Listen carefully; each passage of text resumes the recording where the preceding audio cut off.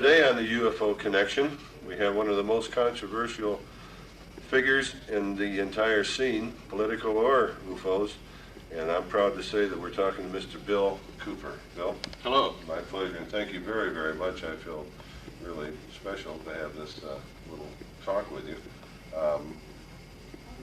One thing I want to ask you, and it's been on my mind, why aren't you speaking at this particular convention? If they haven't asked you, or? No, I wasn't asked, and some conventions I'm never going to be asked because of the type of convention that it is. So it's a political thing, you think? No, and this one is not a political thing.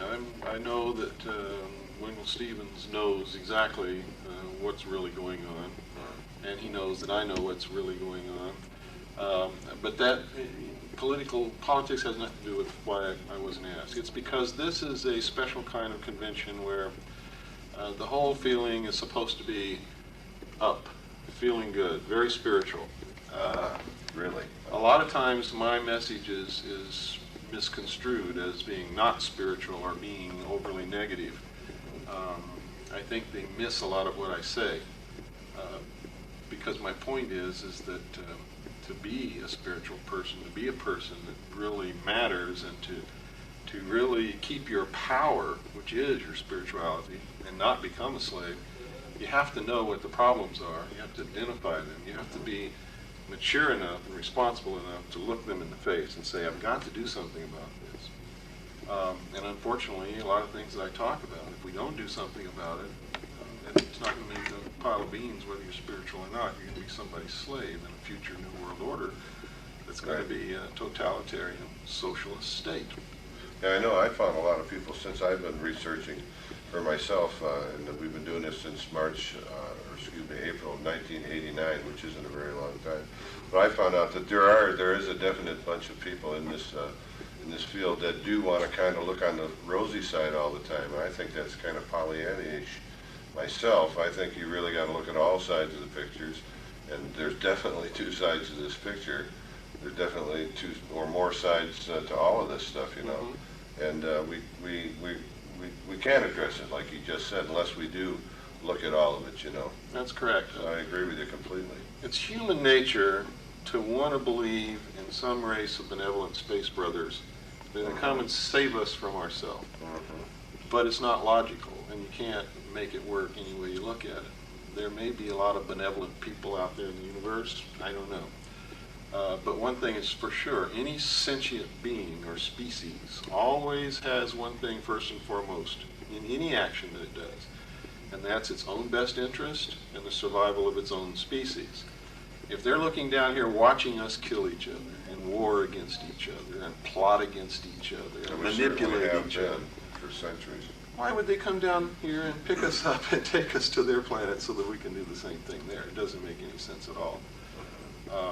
I think if there is a benevolent force out there, if they're there, they may be helping us in other ways. They may be giving us information. They may be giving us spiritual support, maybe. But the ultimate outcome of anything that happens here on this earth in our future is going to depend on us, and not on some outside group of people from anywhere. Well, let me just jump in real quick, and right in the middle of this thing is there anything right now before we go on that we can, because what we do is we impart this information all over the place. We're into networking. And is there any kind of a certain message that we can give out now to people that just may be the first time that they're seeing you? Like the message I always put out is to love all things, but do as you wish. That's the message that I put out that I've gotten since I've been in the UFO stuff. And that's basically, it says, just, you know, take responsibility for your actions, but do whatever you think needs to be done, you know. And if it's to come down on people that are hurting our planet, then we need to come down on them. We need to expose them, not just hope they're going to go away, because they're not going to go away. Is there any kind of a thing that you can zap us with? Yeah, I like what Teddy Roosevelt said. He said basically what you said, but he sort of covered himself. He said, walk softly, but carry a big stick. It's okay to love the world and love everybody you meet, But for instance, in And my everything, situation, too, everything. That Right. means the plant, that means the earth. you know. absolutely. There are intelligent people out there who unfortunately don't think that way. Okay. And if you let your guard down and give them unconditional love, they're going to smack you upside the head with a 2x4. So there has to be a maturity and a responsibility in everything that we do. What I would say to everyone, if this is the first time they've ever heard me, is don't believe a word I'm saying or anyone else is saying.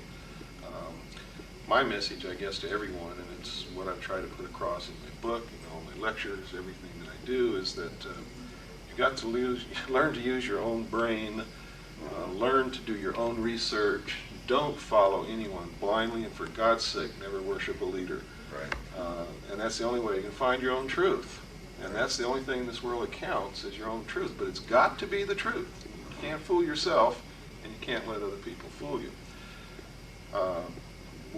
What most people believe is reality.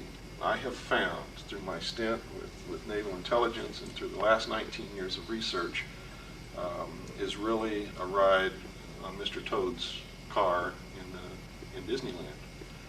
And I've got the message that I want to give everybody is your e-ticket's just expired. And if you've never been to Disneyland, don't know what an e-ticket is, that was the ticket you could buy at the gate that you could ride all the rides you wanted to as long as you wanted to, and you never had to pay anything or do anything other than have that e-ticket.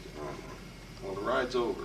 There's some people in this world who are about to destroy the sovereignty of nations, take away our Bill of Rights. I believe you. The UFO thing is integrally tied into this in some way. I'm not exactly sure how, but if extraterrestrials are real, then they're controlling everything, believe me.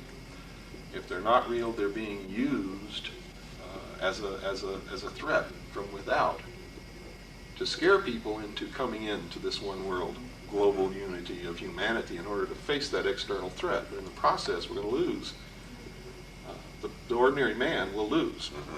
A lot, in fact. My search is for the truth. And I would like for everybody to start looking for the truth instead of dialing Channel 6, listening to President Bush or Walter Cronkite or anybody else, and believing them blindly, because it's mostly... People are pretty lazy, more or less, Yeah. you know. They just like to watch the television. They don't even buy the paper anymore, and the paper is, you can hardly believe what you can read in the paper, but a lot of people aren't even reading the paper. And forget cable, which cable I think is one that might be the salvation of the planet if we can just get cable to everybody and we can put good shows on, such as our show. That's But correct. we are about the truth. I have a show, the whole show is called The Shane Eden Show with Lou Golden. And within that framework, we do the UFO Connection about 50% of the time. And the rest of the time, and the motto of our show is the truth. We want the truth. That's all we want. I don't care if it's for us or for you or whatever, just the truth. And the only way to get that is to dig at it and ask questions and research. And that's why That's I correct. feel, flattered, and I'm glad that we have this chance to talk to you too, because I personally, think that you're out there putting this stuff out, because unless you're some kind of sadomasochist or something that loves all this, Well, you got negative that right. reaction because you get a bunch of it, but a lot of it rings true, such as the landing on the moon prior to that, such as this huge ship coming out of the water. For how long was that? 45 minutes you watched No, we it? watched it for about 10 minutes, took a lot of photographs. The chief quartermaster There are actually took photographs the- floating around. Well, the government has them. Yeah, right. I don't know if we'll ever see them, but it certainly left an impression on me. I know that UFOs are real, that they're metal, they're a machine, and somebody's flying in those things. The only question is who. Did somebody on Earth invent a secret technology that's been withheld from the public for many, many years? Are they using this, flying around to create an artificial alien threat from outer space to help bring about this one world government? Are extraterrestrials really visiting us here on the Earth? And we need to know this. We need to get at the truth. We don't want to be manipulated. And if extraterrestrials are real, it's the most significant event that's ever occurred in the history of mankind, and especially that we recognize it and that we're not looking at them as gods. It's important that we know this and that we deal with it, really deal with it. Right. And you said an important word, which we always say too, if these are real. We're not saying, and I'm sure you're not saying that these are, like you No, just said. no. But we need to investigate it. Right. We need to see if something is underneath. Would you Now, if you want any of this cut out, we can cut it out, but otherwise we're going to go straight on. As you mentioned earlier, that Dulce was the incorrect name to use, that there's someplace else. But if we want to find out what's underneath here, we would like to see what the hell's under here. We're the people. Right. We run this country, not the military. Right. You know, they just work for us. And what is this top secret crap, you know? We need to find this stuff out. The whole concept of hiding something behind a veil of national security is a manipulation. It's false. When we have a nuclear arsenal that is as big as we have, and when the Russians have a nuclear arsenal as big as they have, there is no such thing as national security. We can destroy the earth ourselves. If someone is foolish enough to attack us, they're dead. Probably the whole earth will be dead if we retaliate. Yeah, look what happened to the poor Iraqis over there. Yeah. I mean, I don't mean Saddam Hussein, which we should have got in the first place. With one guy could have got him. I don't mean to cut into what you're saying, but exactly, we're a fearsome nation. But the point is we have it. Everybody knows we have it. What is there to hide? I mean, is there some other super secret weapon that we need to hide? How can anybody hurt us when we have this arsenal? The National Security Act is being used to keep information from the United States citizens, not to protect us from an enemy from without. There's no one that can hurt us when we have this. It just cannot be done. If they attempt it, they're going to be destroyed. We're going to be destroyed. Only madmen would do something like that. And if they're going to do it, they're going to do it, and no National Security Act is going to protect us or shield us from it. They've got to open the file cabinets. They've got to let us see what the truth is. Like you said, this is our country. Unfortunately, most Americans don't vote. They're not responsible citizens. They've abdicated their power. They've given it to the enemy. And the enemy, believe me, is taking it and using it. And we need to get politically active. We need to learn what the truth is. We need to exercise our vote, because each vote is a block of power. And a lot of votes is a tremendous block of power. The concept that someone is just one person and that they're helpless is totally false. And look back through history and see how many times throughout the history of the human race, one single, solitary, lonely, fragile human being has changed and altered forever the entire course of civilization and human events from that point. And they're no different then or now than you or I or the man running the camera or the woman next door. They were flesh and blood, scared, lonely human beings just like everybody else in the world. I've got a question. It's a good message. Go ahead, Ted. And I'm directing this for one reason, because I feel, I like what you say, and I think that you're the right person for doing this. Even though you come at it at two different angles. You come at it with the U.S. Constitution and the government, which I like, and you're also adding to the UFOs. Somebody needs to do this, and I take my hat off. I wish I had the time and the eyes and the experience that you have to do it. But my question is this. President Bush just went to the hospital yesterday. Mm-hmm. They all tend to go to the Bethesda Hospital, and it's in Maryland. And it's a Navy hospital, intelligence hospital. And as I remember in the incident with Eisenhower, he was shifted away all of a sudden for a dental appointment that never happened. Could this be something, you being in intelligence, could this be a secret meeting room? And you don't have to answer this. And I can shut off the tape if you want. But could it be, and you can direct this question to it. We just asked the question. But could it be a secret meeting room where the president needs to get together with a bunch of people that the community doesn't want to know about? So he gets a heart attack, or he has a colon attack, or he needs to take a mole off, so he goes to the hospital and he meets with these people. No, I don't think that's what it is.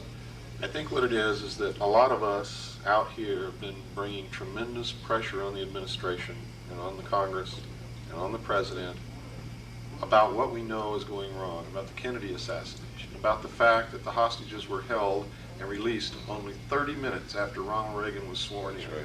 about the tremendous mass of evidence, about Barbara Honegger's book and others who have written about the Reagan-Bush agreement with Iran for them to keep the hostages, Right. not let them go until after the election, in exchange for shipping them arms and equipment, which was illegal. Outrageous manipulation is what it was. And just recently, the ex-Prime Minister of Iran just stated publicly that he met with Bush in Paris, and Bush was the man who arranged the whole hostage deal in exchange for arms that led to the Iran-Contra scandal that everybody's familiar with. And I believe that Bush is worried. I believe he's scared to death, because I think pretty soon we're going to see the end of George Bush. The man is dirty, he's a criminal, and I think he may have had a real heart attack, but in any event, while he's at Bethesda Naval Hospital, his memory will be erased during that period of time by EDOM, which is electronic dissolution of memory. It's a mind control technique that the CIA has developed over the last 40 years, and when all of this breaks down, even if he's impeached, he won't be able to incriminate a whole lot of other people, and the damage will be contained. Even though he may lose the presidency, the intelligence network is not going to fall to pieces, and that's what they're trying to preserve, I believe. Remember that when James Forrestal went to Bethesda Naval Hospital, he was killed. Remember that when Richard Nixon resigned and said on the steps of the White House, when he was saying his farewell speech, he said, "Within a few days, I'm going to tell the American people the truth about UFOs."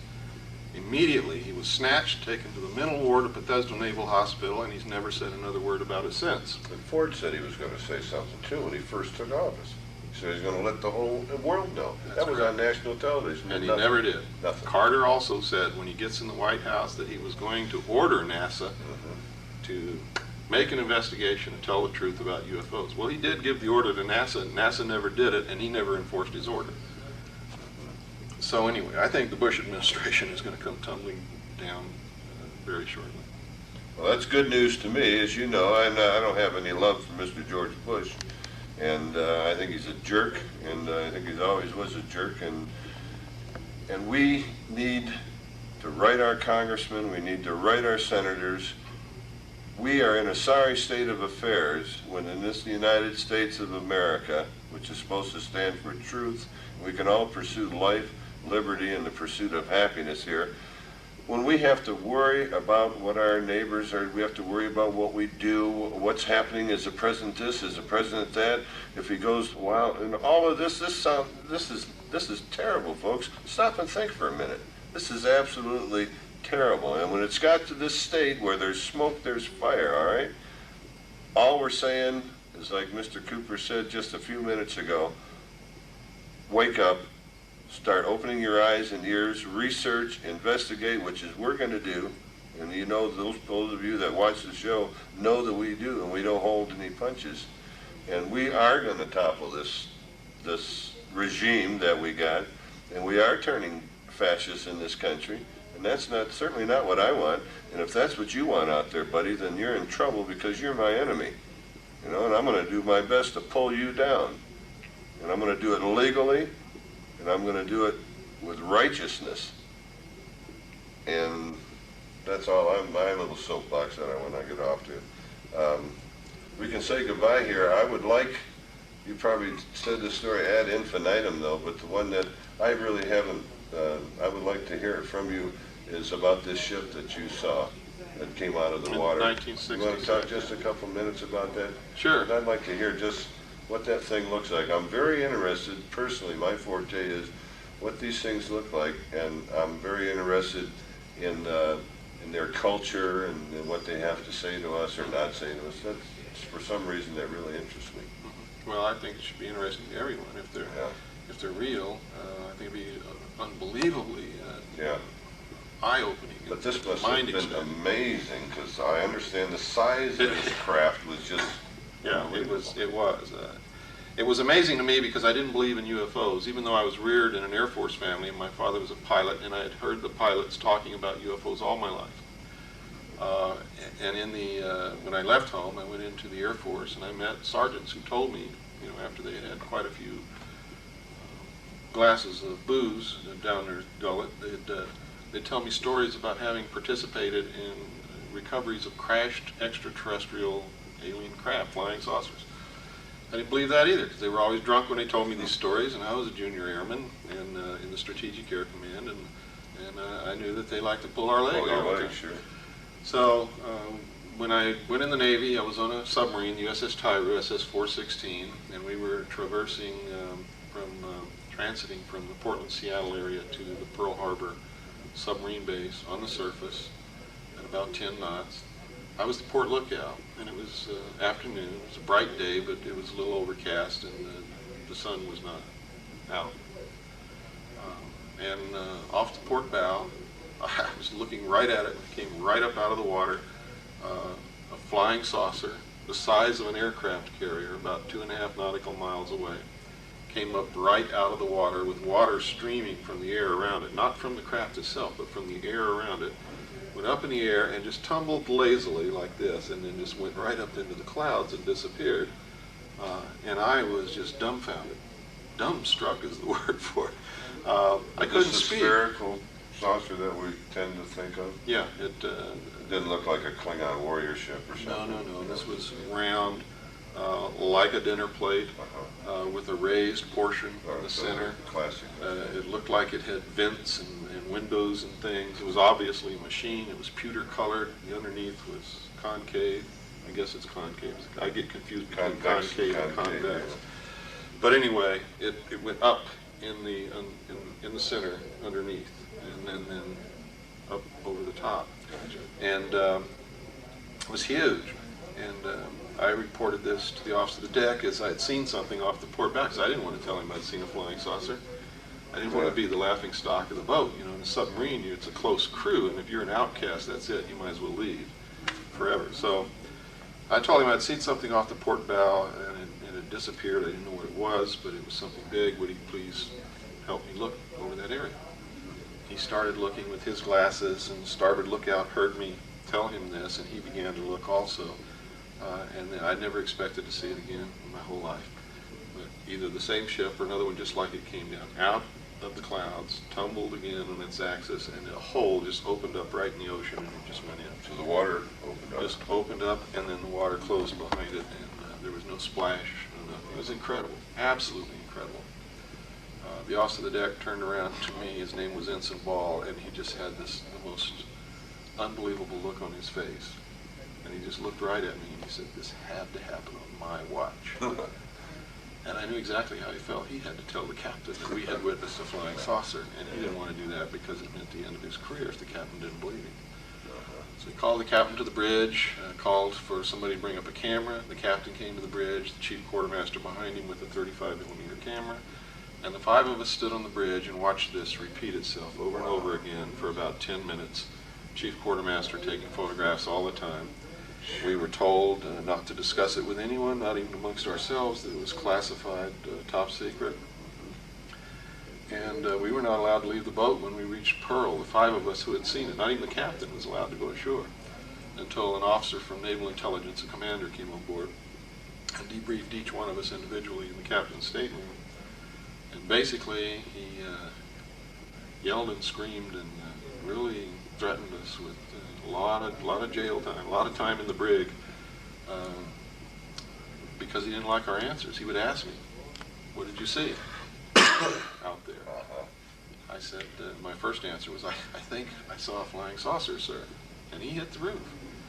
Well, I'd been reared in a military family. My father was an officer.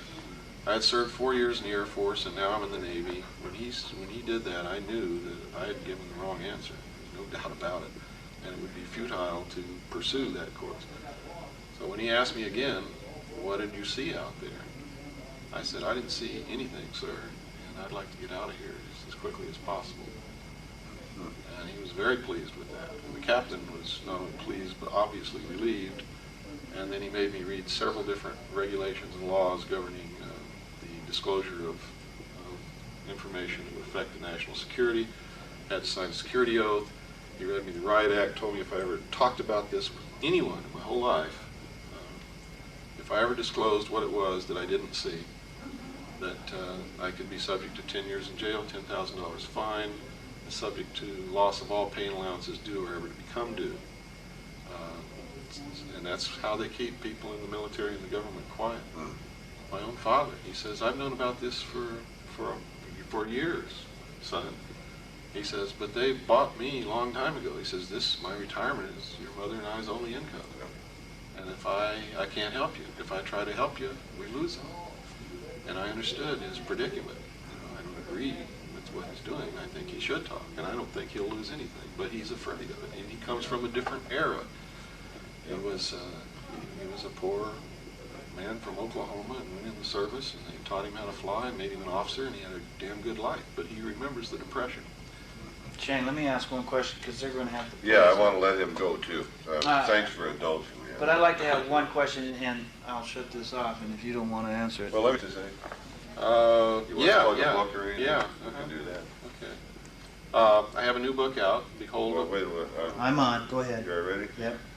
Look Okay, right into go me. ahead, and I'll just edit all that junk out. But, Yeah, you can look straight I'm into gonna me when give you say it. a full copy of this Oh, great. before I edit it and after I edit it. Okay. So look, when you plug your book, look straight into the camera, because it'll be going straight off the TV. Okay, go ahead. I have a new book out, Behold a Pale Horse. It's 500 pages of extensively documented I heard research good stuff about that. from the last 19 years, and includes what I saw when I was in Naval Intelligence that made me leave the service before I could have retired in disgust, literally. I've been told by experts that this is the most thoroughly documented book on these subjects that they have ever seen, and I can guarantee you that it contains more suppressed information than has ever been printed in one book in the history of human civilization. If you want to get a copy of this book, send me $20 plus $3, $23 total, to William Cooper, Post Office Box 3299, Camp Verde, Arizona 86322. That's Post Office Box 3299, Camp Verde, Arizona 86322. If you'd like to call me and talk to me, 602-567-6536. We also have tapes, and we have the Kennedy assassination tape in color, clear and crisp. You can see with your own eyes exactly who shot President Kennedy and destroyed the political will of this nation. Well, that's fantastic. Anybody that needs any more information or wants to pass anything along, just get a hold of us at the show, and we're going to pass this information along to Mr. Cooper or send you back some information, whatever you want. Well, thank you very, very much. Thank you for having me. And it's a pleasure to meet you. I bumped into you the first time, as you remember, over at Beckley's thing there in 3 weeks. And I knew you were sizing me out then.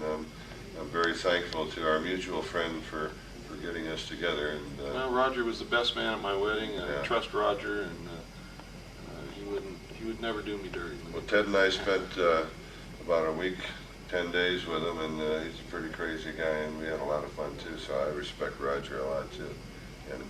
And thanks again. And thanks for watching.